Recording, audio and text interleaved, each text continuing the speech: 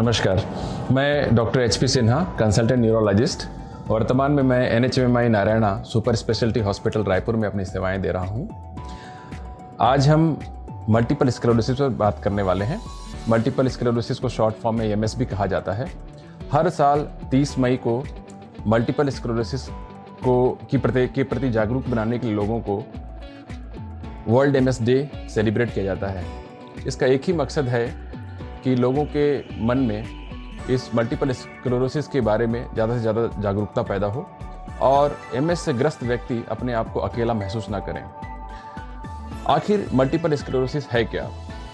Multiple sclerosis एक primary demyelinating disorder है। Demyelination का मतलब होता है जो न्यूरॉन्स होते हैं, जो न्यूरॉन्स आपके तंत्रिका तंत्र के इकाई हैं, उनकी परत उखड़ जाती है। हमारा जो मस्तिष्क है, हमारा जो स्पाइनल कॉर्ड है और जो तंत्रिका तंत्र है, एंटायर तंत्रिका तंत्र, वो करीब 100 बिलियन न्यूरॉन्स से बना है। तो न्यूरॉन एक इकाई है तंत्रिका तंत्र की। इन न्यूरॉन्स के ऊपर एक परत चढ़ी होती है जिसे माइलिन शीथ कहा जाता है, और यही माइलिन शीथ मल्टीपल स्क्लेरोसिस में उखड़ जाती है, खत्म हो जाती है, जिसकी वजह से एक न्यूरॉन से दूसरे न्यूरॉन्स तक प्रॉपर संकेत नहीं पहुंच पाते, मैसेजेस नहीं पहुंच पाते, जिसकी वजह से मरीज को तरह तरह के लक्षण आते हैं। तो वो लक्षण क्या क्या हो सकते हैं? इसके लक्षण बहुत हद तक स्ट्रोक की तरह होते हैं। कभी एक हाथ शून्य हो सकता है, कमज़ोर हो सकता है, कभी पैर शून्य हो सकता है, कमज़ोर हो सकता है, कभी देखने में दिक्कत हो सकती है, अचानक से नज़र कम हो जाती है, सुनने में अड़चन हो सकती है, तोतलाहट हो सकती है, बोलने में पूरी असुविधा हो सकती है, कभी कभी डबल दिखाई पड़ता है, कभी कभी बैलेंस बिगड़ जाता है, चलने फिरने में बहुत दिक्कत होने लगती है, और कई बार की मरीज पूरी तरह बेड रिडन भी हो जाता है। तो ये सारे लक्षण मल्टीपल स्क्लेरोसिस में हो सकते हैं।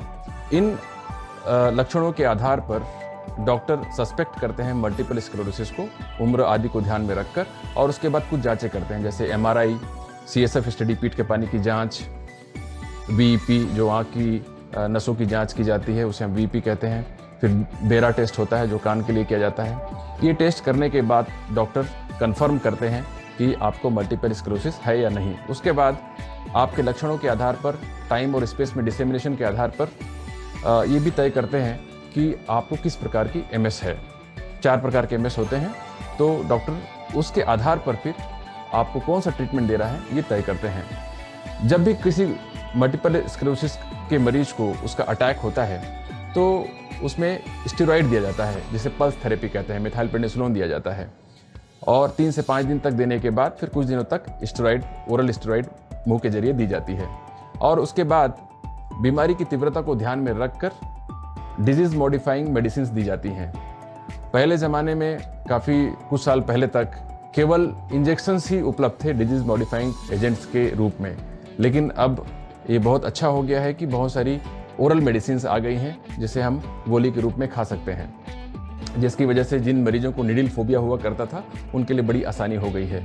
और समय के गुजरने के साथ दवाइयों के दाम भी काफ़ी कम हो गए हैं। पहले जो दवाइयाँ कई हज़ारों में आती थी वो अब कुछ हज़ारों में ही मिल जाती हैं, और इससे जो हमारे जैसे देश हैं जहाँ पर आर्थिक रूप से सक्षम लोगों की तादाद कम है, उनके थोड़ा आसान हो गया है मल्टीपल स्क्लेरोसिस का ट्रीटमेंट। इसलिए मल्टीपल स्क्लेरोसिस अगर आपको डायग्नोस की जाती है तो आप घबराएं नहीं। आज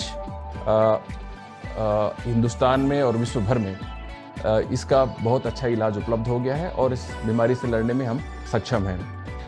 आप अपने आप को अकेला महसूस ना करें।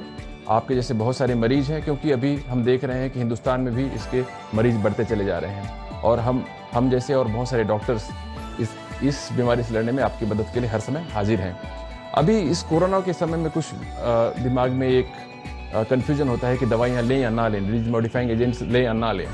तो मैं आपसे कहूँगा कि जो दवाइयाँ आपको प्रिस्क्राइब की गई हैं वो आप लेते रहें। जैसे आपकी बीमारी अगर बहुत स्टेबल है तो कुछ इंजेक्शंस हो सकता है कि उसका इंटरवल बढ़ा दिया जाएगा। वो निर्धारित करने के लिए आप अपने ट्रीटिंग डॉक्टर से मिलें। वो आपको पूरी बातें आपकी बीमारी के हिसाब से समझाएंगे कि कौन सी दवाई आपको इस कोरोना के वक्त में लेना है या नहीं लेना है, क्योंकि कुछ दवाइयाँ हो सकता है कि कोरोना से संक्रमण के लिए आपको थोड़ा प्रोन बना सकते हैं, वल्नरेबल बना सकते हैं। तो मैं आपको इस MS डे पर, वर्ल्ड MS डे पर यही कहूँगा कि आप मल्टीपल स्क्लेरोसिस से घबराएं नहीं, इसके बारे में पूरी जानकारी रखें और आपस में कनेक्ट हो, क्योंकि इस बार का थीम है कनेक्शन। आप कम्युनिटी कनेक्शन करें, सोशल कनेक्शन करें, अपने आप से कनेक्ट हो और इस बीमारी से कॉन्फिडेंस के साथ लड़ें। धन्यवाद। Thank you.